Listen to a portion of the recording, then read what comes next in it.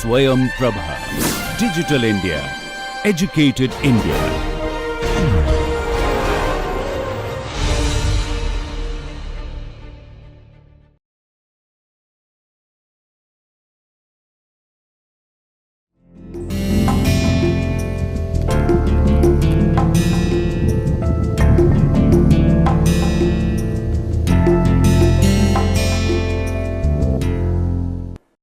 Now, let us move further and look at one or two real acquisitions in terms of details.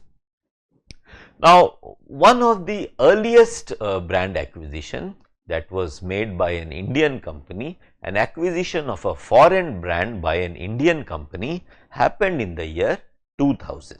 We spoke about this acquisition earlier also during the course of this lecture. Today, we will look at it in some detail. Now, in the year 2000, the brand Tata Tea acquired another brand called Tetley. Now, both are tea brands. So, Tata Tea, all of us know, is a tea brand. We often use Tata Tea brand on a daily basis, and then there is a brand called Tetley, which is a British brand, and it is a global brand. Tetley is a brand that no matter which part of the world you go, and if you say Tetley, most people would be able to recognize this brand. Now, in the year 2000, the turnover of Tata Tea was 114 million US dollars, 114 million US dollars, and in that year, the turnover of Tetley brand was 431 million US dollars. So, you can see that Tetley was almost 4 times bigger than Tata Tea. But at that time, Tata Tea again had the ambition, had the courage, and had the necessary finances to make a bid for a brand, a company which is 4 times bigger than itself. So, Tetley perhaps had some problems at that time. They were not able to manage the organization, which was the case with Chorus, which was also the case with Jaguar Land Rover, and so on. So, the parent company, the company which is selling the brand or selling the company, is perhaps having trouble or the challenges in managing the organization. So, they think that they would give it off or sell it off to another company which is interested in running that brand and organization. So, at that time Tata Tea made a bid and Tata Tea actually won it. So, Tata Tea acquired this brand called Tetley.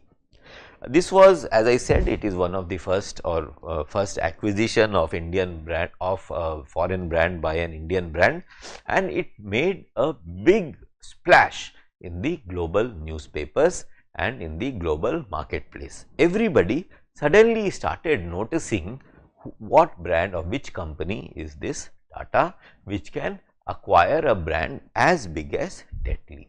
Now, this is something that happened in the year 2000, and today we are in 2023, and we can see that in last 23 years many of the Indian brands have been very aggressive, and they have gone to the global marketplace and bought many global brands. Most of you would be familiar with this development, and if you are not, I would urge all of you to go to the internet and look for this keyword, Indian brands acquiring foreign brands. The kind of results that will show up, you will be amazed to see that the value at which Indian brands are buying global brands. Let us move further. This is another acquisition that happened which did not have Indian brands participating. Here there is a company called Roundtree, and this Roundtree was acquired by Nestle. Now, Roundtree at that time owned brands like Kit Kat, Fruit Pastil, Aero, and Quality Street. These are chocolate brands, and these are we are of course familiar with Kit Kat, but other brands are not present in India. Now, Roundtree perhaps was in trouble, and they were selling themselves off. they were selling not just the brands, but they were selling the whole business. They were selling the factories, they were selling the offices and so on. But Roundtree, when they were selling, Nestle realized that there is a good connect between products of Nestle and products of Roundtree. So, at that time Nestle, and this happened in 1988, Nestle paid 4.5 billion US dollars to Roundtree to buy Roundtree. Now, why was Nestle paying such a huge amount? Even today it is a big sum. At that time 1988, imagine, almost 12 plus 35 years back, it was a very large sum. So, at that time Nestle paid 4.5 billion US dollars to acquire Roundtree. And why did it pay such a big sum? Is it because of the factory, the land, the offices, the people? Is it because of that? No, because building, factory, people, etc., all of them can be created on your own. If you spend money, it is not very difficult to get people, get land, get factories, etc. But creating a brand is not that easy. Even if you spend so much money, you may not be able to create a brand like Kit Kat, Fruit Pastil, Aero and Quality Street. So, Nestle was paying so much money to buy the brand, not so much buying the factory or the offices. This is something that you must keep in mind as student of brand management and student of marketing. So, what is for sale is not so much the factory and the offices and people and the hard assets. What is for sale is the brand. It is the brand that makes a difference. So, when Tata buys Air India, it is, of course, it is buying the aircrafts and it is buying all the things that are associated with the aircraft, the pilots, the air hostesses and so on and so forth. But more importantly, it is buying that Air India brand, because moment someone thinks of Air India, they have a certain image in their mind. That image says that it belongs to India, it is a conventional airline, it is known for good service, and if it is not known for good service, it was once upon a time known for good service. And when this merger in the mind of consumer, when this merger happens between Tata and Air India, suddenly consumers feel that there becomes a new possibility of Air India again becoming one of the better or the best airlines of the world. So, because of that positioning in the mind of the consumer of Air India, Tata feels that it is a very important buy for the group, and therefore they have bought it, and see, they have almost turned it around even in just about 1 year. So, they are paying so much money for the brand, not so much for the hard assets that the brand may own, because hard assets can be created with the help of money, but soft asset like a brand cannot be created, or at least it is not easy to create a soft asset like a brand. You can see that Air India has been created over last 75 years, so or about 60 years. Now, how do we calculate these figures? And on this slide, you can see 1 or 2 figures and 1 or 2 terms like PE ratio, and you also see something called PE multiple.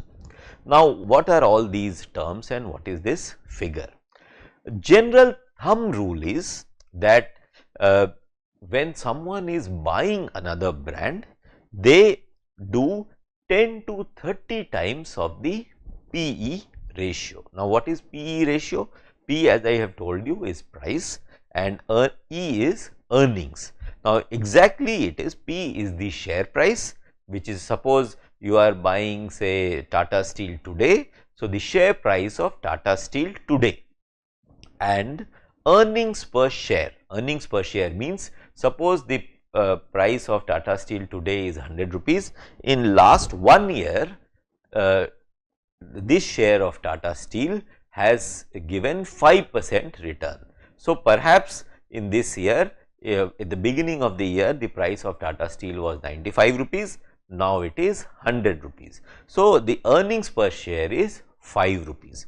So, share price is 100 rupees and earnings per share is 5 rupees. So, PE ratio becomes 20, alright. So, 20 is the PE ratio, and when you buy the company, what you do is buyouts are often 10 to 30 times the PE ratio. So, if the PE ratio is 20 for Tata Steel, you will have to pay 20 multiplied by the revenue of the company. So, if the revenue of the company is 50,000 crore, for example, then if someone wants to buy Tata Steel, 50,000 crore into 20 means 10 lakh crores.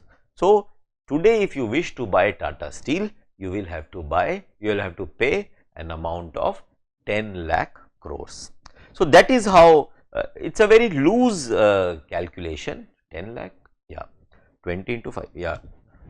So, so this is a very loose way of calculating approximate valuation in which a company can be bought, but this is something that you can keep in mind as a thumb rule. So, in this case, when Nestle purchased Roundtree, Nestle used a multiple of 26. So, its PE ratio must have been something, and they used 26 times multiplied by the revenue of Roundtree, which was roughly $4.5 billion, the price which Nestle paid to Roundtree to buy the whole company. And what were they essentially buying? They were buying KitKat, Fruit, Pastil, Aero and Quality Street brands of chocolates. This is how we roughly calculate. Now, a few insights which are related to this area from the historical perspective. Now, if you look at this slide, you will see that in Australia, Rupert Murdoch is an Australian company, and the name of his company is an Australian company. News Corporation is the name of the company. So, in Australia, Rupert Murdoch's News Corporation included a valuation of some of its magazines on its balance sheet in 1984. So, what does it mean when he is using valuation of a magazine?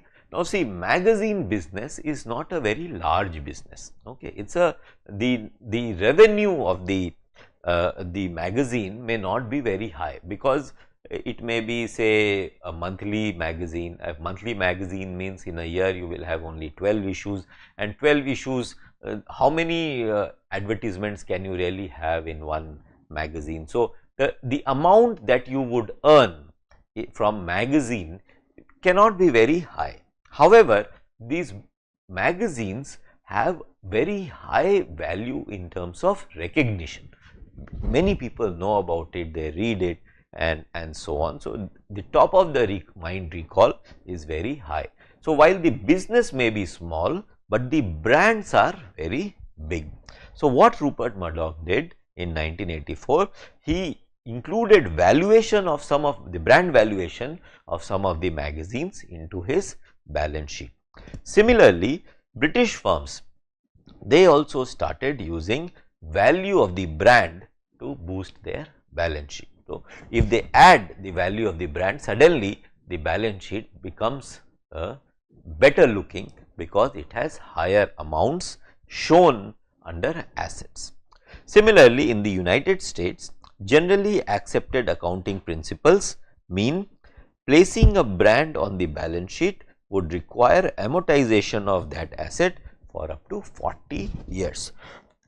It means what? It means that in the US, the government rules or government laws are saying that the life of, if we try to understand it in a layman's terms, what is the meaning of this line which says that a brand on the balance sheet would require amortization of that asset for up to 40 years. It means for layman the Constitution of America or the accounting principles in the US says that the life of a brand is 40 years, and in 40 years you will have to amortize the brand, which means suppose you are placing the value of your brand as $1 billion, you have to divide it in 40 years to make it 0. So, he says that the rule says in US that life of a brand is 40 years. And imagine 40 years itself is a very long time. So, when you are creating a brand, you are perhaps creating an asset which will last for 40 years.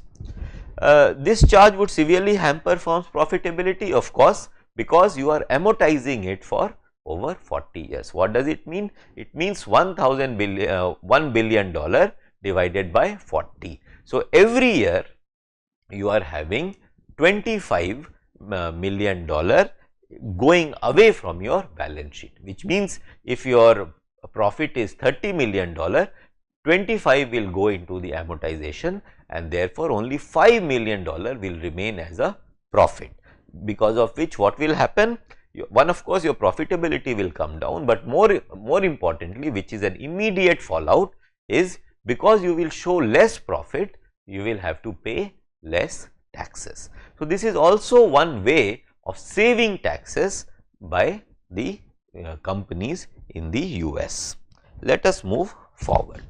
Now, we have seen one very loose way of calculating value of a brand, and if someone is buying your brand or buying your company, how you will calculate the value of your company, value of your brand in a loose manner using PE multiple or PE ratio, where P is the price of the share and E is earning per share in 1 year. You can take 1 year, you can take more than 1 year, you can take less than 1 year, but generally the period taken in earning per share calculation is 1 year. Now, let us look at 3 approaches by which theoretically brand equity can be calculated. You can see this slide. It is written, in determining the value of a brand in an acquisition or merger, firms can choose from 3 main approaches. So, these are the 3 main approaches through which one can calculate the value of a brand. The first approach is the cost approach. Now, what is the cost approach? Brand equity that you are looking at through cost approach is the amount of money that would be required to produce, to reproduce or to replace the brand. So, suppose say Nestle was buying Kit Kat and it does not have a Kit Kat, Roundtree has Kit Kat.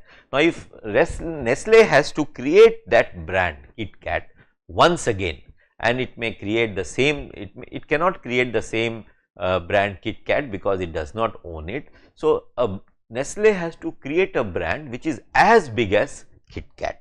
Now, to create that brand, how much money Nestle would have to spend to reach the level of Kit Kat? That is the amount. Once you determine that amount, that will be called the value of brand equity of Kit Kat, and this is through the cost approach. The second approach is the market approach, which means what? It means the present value of the future economic benefits to be derived by the owner of the asset. So, it means that suppose Kit Kat continues to remain with Roundtree and it continues to sell in the marketplace and it continues to bring revenues to the owner. Now, what is that revenue? How much sales will Kit Kat have over next say 40 years? So, what you have to do is, say this year the sale of Kit Kat was X, next year it will be 1.1x, the year after it will be 1.2x, the year after. So, you will keep increasing given the CAGR, which is the cumulative annual growth rate. So, at the rate at which the brand is or the business is growing, the revenues are growing, at that rate you will project the figure, the revenues for next 40 years, and then you will calculate the present value of that aggregated amount for next 40 years. So, when you create the present value, you can aggregate total and then divide it by, suppose you are calculating at the rate of 12%. So, 1.12 to the power 40. So, you total the amount divided by 1.12 to the power 40, what you get is the net present value of future economic benefits that the owner will divide. So, the figure that you get, that figure is the value of the brand equity of KitKat or any other brand when you calculate it through market approach. The final method is the income approach, which is discounted future cash flow from the future earning stream for the brand. Now, this is something similar to the market approach, but here the focus is purely on the cash flows, whereas in the market approach you are looking at economic benefits that come to the owner through the brand, which may not be only in the terms of cash flows. So, it gives you employability, it helps you to win war for talent, it gives you prestige in the marketplace, and all of that can be converted in the form of economic benefit. So, income approach focuses purely on cash flows, whereas market approach looks at a larger picture where a wider idea of economic benefits that includes cash flows is considered. So, this is where we have come to. Finally, we are saying that Interbrand is a big company and does brand valuation. It assumes that brand value is the present worth of the benefits of future ownership. So, if you own this brand for a long period, what is the value, the present value of that future ownership? And these are the 5 steps that Interbrand talks about when you try to conduct a valuation process. First is market segmentation. So, which segment this product is serving the market. Second, financial analysis. So, what role branding. So, if you remove KitKat from the package and sell it as a simple chocolate without the name KitKat, how much the revenue will fall.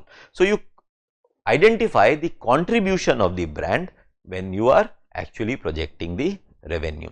Then when you are projecting the demand, so one is actual revenue, second is how much brand exists because of the brand, okay, how much demand exists for that brand because of the brand. So, you calculate the demand also, because cash flow and demand is different. Cash flow is actual realization of the demand, whereas demand may be much higher, which you are not able to fulfill. And then there is competitive benchmarking, which means KitKat versus Cadbury's, KitKat versus Amul, and how will they interact with each other as you move forward. And then in the end, you calculate brand value. So, this is how this whole calculation of brand equity happens, particularly as we have said, financial brand equity. So, finally, brand value calculation means calculate the brand value as the net present value of the forecasted brand earnings. So, this is how we do financial brand, this is how we understand and calculate financial brand equity. This brings us to the end of this section on brand equity. I hope you enjoyed yourself. I hope you did not find it very difficult to understand, especially the calculating methods of the value of the brand. Thank you very much. Enjoy yourself.